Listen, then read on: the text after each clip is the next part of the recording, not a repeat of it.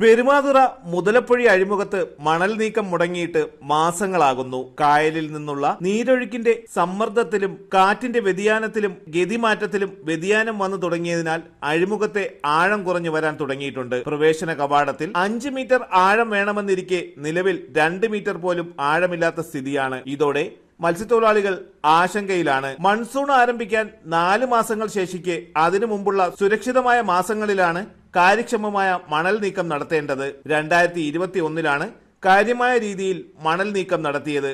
പിന്നീടുള്ള വർഷങ്ങളിൽ മണൽ നീക്കം നടന്നിട്ടുമില്ല. കഴിഞ്ഞ 3 വർഷങ്ങളിൽ മാത്രം 150ഓളം അപകടങ്ങളും 9 മരണങ്ങളുമാണ് റിപ്പോർട്ട് ചെയ്തത്. അഴിമുഖത്തെ മണൽത്തിട്ടയിലിടിച്ച് വലിയ ബോട്ടുകളും ഫൈബർ വള്ളങ്ങളും നിയന്ത്രണം തെറ്റി പുലിമുട്ടിലേക്ക് ഇടിച്ചു കയറിയും മറിഞ്ഞുമാണ് അപകടങ്ങളേറെയും സംഭവിച്ചത്.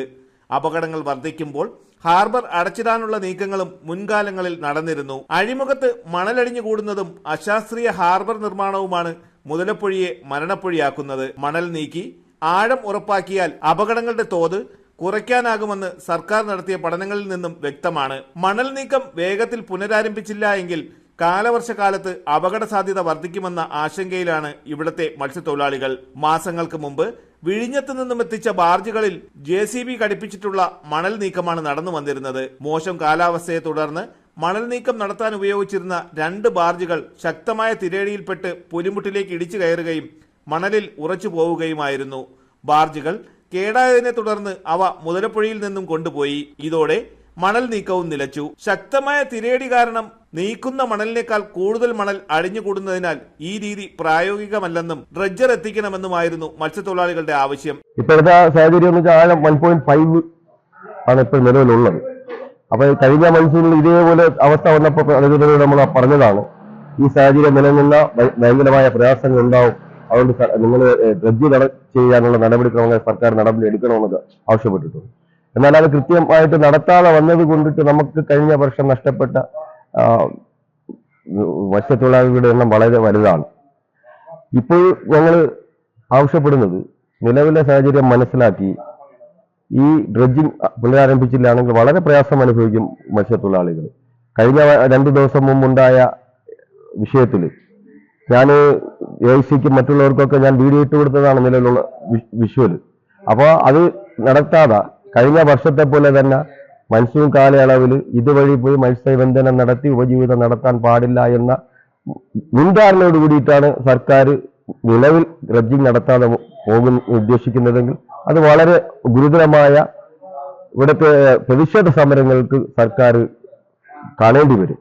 അത് മത്സ്യത്തൊഴിലാളികൾ കഴിഞ്ഞ വർഷം ഈ ഡ്രഡ്ജിങ് ആരംഭിക്കുന്നതിന് വേണ്ടി നടത്തിയ പോലത്തെ ഒരു സമരമായിരിക്കത്തില്ല. അന്ന് വളരെ നമ്മുടെ ഇവിടുത്തെ നിയമപാലകരും ഇവിടുത്തെ ഉദ്യോഗസ്ഥരുമായി വളരെ ശക്തമായ രീതിയിൽ അവരുമായി സഹകരിച്ചും അവരുമായി അവർ പറഞ്ഞ വാക്കുകൾ വിശ്വസിച്ചുമായിട്ട് അന്നത്തെ സമരം അവസാനിപ്പിച്ചത്. അതുകൊണ്ട് സർക്കാർ അടിയന്തരമായി അടുത്ത മൺസൂണിന് മുമ്പ് തന്നെ ഈ അടുത്ത മാസം മാർച്ച് പകുതിയോടുകൂടിയെങ്കിലും ഡ്രഡ്ജിങ് ആരംഭിക്കാനുള്ള നടപടിക്രമങ്ങൾ ആരംഭിക്കണമെന്നാണ് പറയുന്നത്. നമുക്ക് മെയിനായിട്ട് ഡ്രഡ്ജിങ് ആരംഭിക്കാൻ വളരെ സുഗമമായ സമയമാണ് ഈ സമയം. ഇപ്പോഴും ചെയ്തു കഴിഞ്ഞാൽ അവിടെ ഡ്രഡ്ജിങ് ഉപയോഗിക്കുന്നതിന് വേണ്ടി യാതൊരു തടസ്സവും ഉണ്ടാവില്ല. മാർച്ച്, മെയ്, ഫെബ്രുവരി, മാർച്ച്, ഏപ്രിൽ, അടുത്ത മെയ് കഴിഞ്ഞു കഴിഞ്ഞാൽ വീണ്ടും പ്രശ്നങ്ങൾ തുടങ്ങുകയാണ്. വീണ്ടും കടലടി വരുന്നു, കടലാക്രമണം വരുന്നു. അതുകൊണ്ട് ഈ സമയം നമ്മളെ യൂസ് ചെയ്തില്ലാണെങ്കിൽ വളരെ വില കൊടുക്കേണ്ടി വരും എന്നുള്ളതാണ് സർക്കാരിനോട് അറിയിക്കാനുള്ളത്. വളരെ ശക്തമായ രീതിയിൽ തന്നെ ഈ ഡ്രഡ്ജ് നടത്തുന്നതിന് വേണ്ടി സർക്കാർ മുന്നിലോട്ട് വരികയാണ്. അത് അദാനിയെ പേര് പറഞ്ഞ് അദാനിയുടെ മുന്നിൽ തലചാരിക്കൊണ്ട് അല്ല അദാനിയുടെ തലയിലിട്ടുകൊണ്ട് സർക്കാർ പിന്മാറുന്നത് ഇവിടുത്തെ മത്സ്യത്തൊഴിലാളികളോട് കാണിക്കുന്ന വഞ്ചനയാണ്. ആ വഞ്ചന ഇനിയും ഈ മത്സ്യത്തൊഴിലാളികൾ പൊറുക്കുമെന്ന് നിങ്ങൾ കരുതരുത്. കഴിഞ്ഞ സമരങ്ങളെ പോലെ ആയിരിക്കില്ല, വളരെ വളരെ പ്രക്ഷുബ്ധമായിരിക്കും ഇനി ഉണ്ടാവുന്ന സമരങ്ങൾ. സർക്കാരിന് വളരെ വില കൊടുക്കേണ്ടി വരും ആ സമരങ്ങളെ നേരിടേണ്ടത്.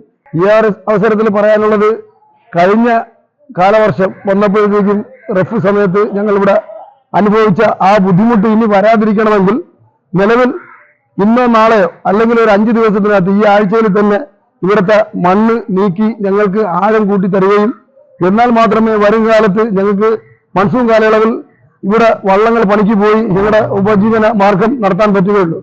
ഞങ്ങൾ പലരും, അതായത് മത്സ്യത്തൊഴിലാളികൾ പലരും, പല വള്ളക്കാരും, പല മുതലാളിമാരും തൊഴിലാളിമാരും കടത്തിലാണുള്ളത്.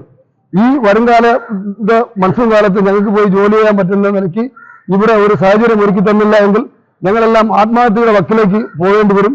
അത് അപ്പോൾ അന്ന് ഈ സർക്കാർ ഞങ്ങൾക്കെതിരെ ഒന്നും പറയരുത്. ഈ നാട്ടിൽ ഒരുപാട് പ്രതിഷേധവും പ്രക്ഷോഭവുമായിട്ട് ഞങ്ങൾ മുന്നോട്ട് പോകും. ഇത് നിങ്ങളോട് ഒരു അഭ്യർത്ഥനയായി സ്വീകരിച്ച് ഞങ്ങൾക്ക് വേണ്ട നടപടികൾ നടത്തി ഞങ്ങൾക്ക് സഹായം തരണമെന്ന് ഗവൺമെന്റിനോടും അധികാരികളോടും ഞങ്ങൾ ആവശ്യപ്പെടുകയാണ്. തീർച്ചയായിട്ടും നിങ്ങളുടെ ഭാഗത്തുനിന്ന് നല്ലൊരു നടപടി ഉണ്ടാകുമെന്ന് പ്രതീക്ഷിച്ചുകൊണ്ട് ഞങ്ങൾ മുന്നോട്ട് നീങ്ങുകയാണ്. മണൽ നീക്കം ഉടനടി ആരംഭിച്ചില്ല എങ്കിൽ ജൂൺ, ജൂലൈ, ആഗസ്റ്റ് മാസങ്ങളിൽ മുതലപ്പൊഴി വഴിയുള്ള മീൻപിടുത്തം അസാധ്യമാകും. മാത്രമല്ല ഏപ്രിൽ മാസത്തോടെ കടൽ പ്രക്ഷുബ്ധമാകും. അപ്പോൾ ഡ്രഡ്ജർ എത്തിക്കുക സാധ്യമല്ലെന്നുമാണ് മത്സ്യത്തൊഴിലാളികൾ പറയുന്നത്. തലസ്ഥാന വാർത്തകൾ, പെരുമാതുറ.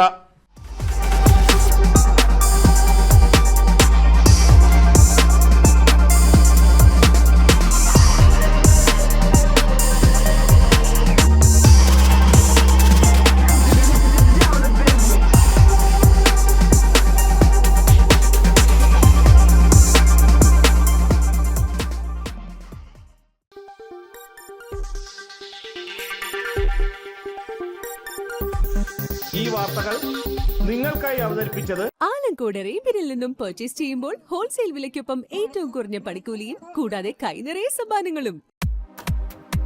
നിങ്ങളുടെ സ്വപ്ന ഭവനങ്ങൾക്ക് ചാരുത പകരാൻ അന്താരാഷ്ട്ര നിലവാരത്തിലുള്ള LED ലൈറ്റുകളുടെയും ബ്രാൻഡഡ് ഇലക്ട്രിക്കൽ, പ്ലംബിംഗ്, സാനിറ്ററി ഫിറ്റിംഗ്സുകളുടെയും വമ്പൻ ശ്രേണി ഒരുക്കി CS ഏജൻസീസ് ആൻഡ് ഇലക്ട്രിക്കൽസ്.